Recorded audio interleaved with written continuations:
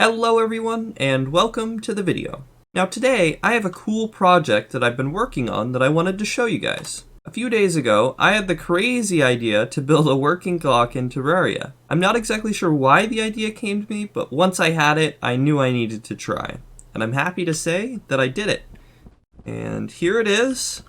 Now I'm not a builder, so don't mind the clock tower, but I figured this was better than just having it floating. So as you guys can see now, it's currently frozen at 12 o'clock. So let me show you how it works and then we can get it started. So this timer up here is the only timer in the build, and this is basically what runs it. Now, the reason it's possible to build this clock with a single timer is because every minute in Terraria is 1 second in real life time. So this means that the 5-second timer will tick every 5 Terraria minutes.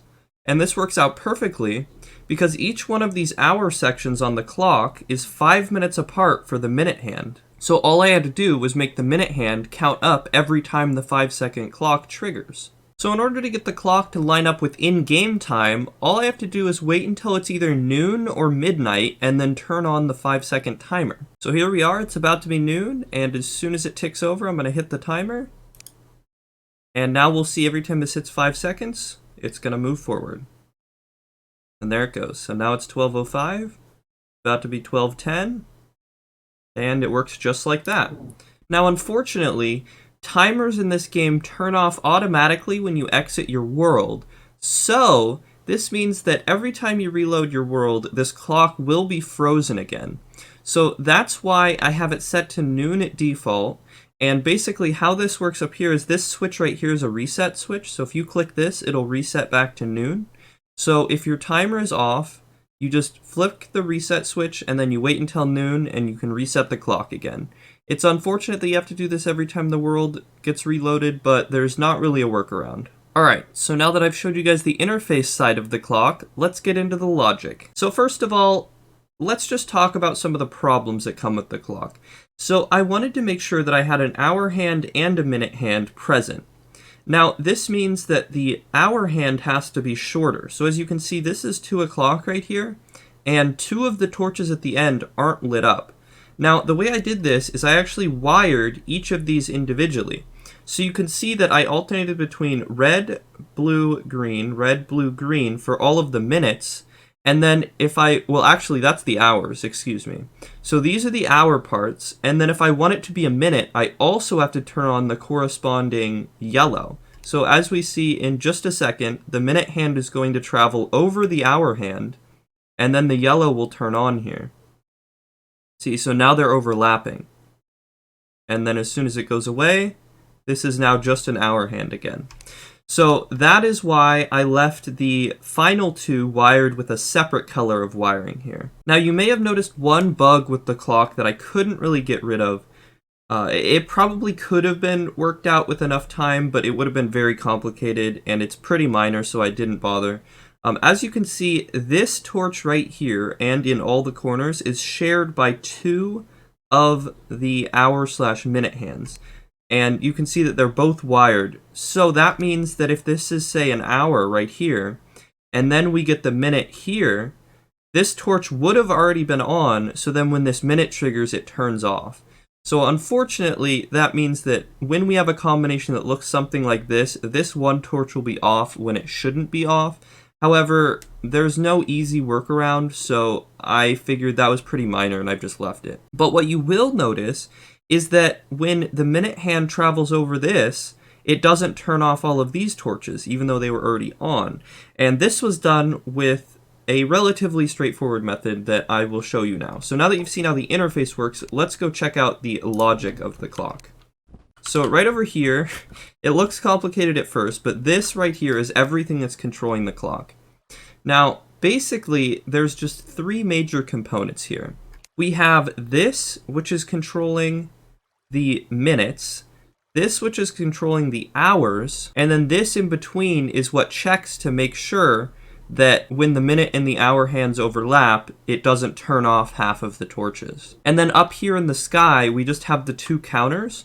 So the 5-second timer here is going straight into this counter, which is counting up every 5 seconds. As you can see, it'll tick over to the next one in a second. And so that's controlling the minute hand. There's 12 of these.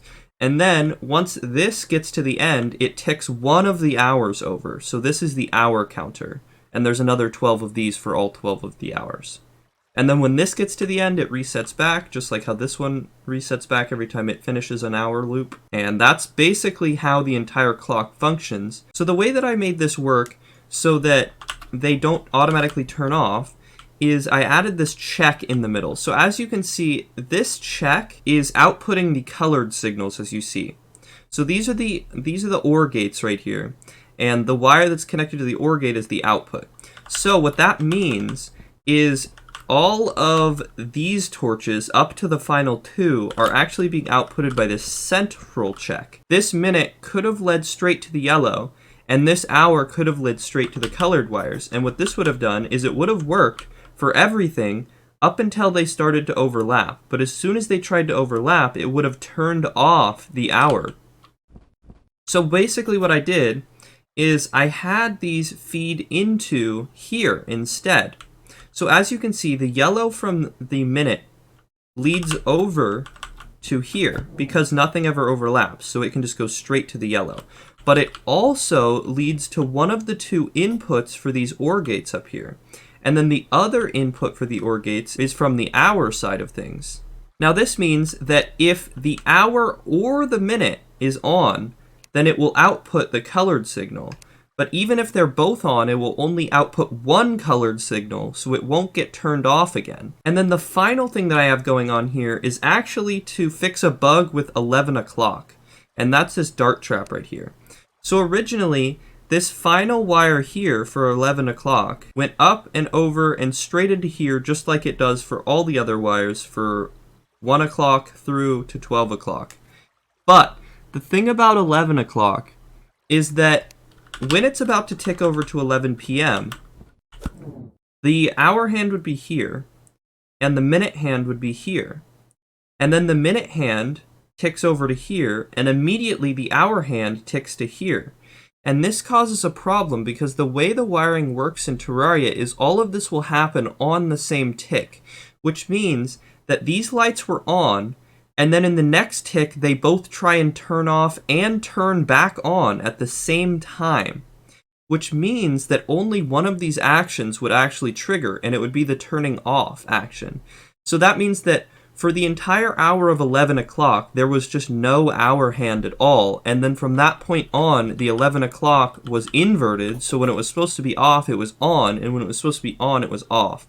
So this obviously was a pretty breaking problem.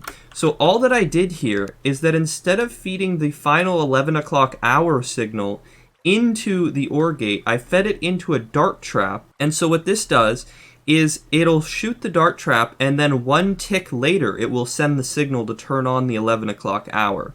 So this means that now the first tick, the hour turns off, and then the second tick, the hour turns back on. Now, this is a little sloppy, and it also means that there's a 1 tick delay between this turning on for the 11 o'clock hour. However, this was basically the only way that I could think of to actually solve this problem, because I needed to separate it by 1 tick, or else this would never be avoidable. Alright guys, so that's basically all there is to the clock. Now, to keep this video shorter, I'm not going to show step-by-step how to build the clock now. However, if you guys are actually interested in building this clock for yourself, let me know in the comments, or let me know by liking the video.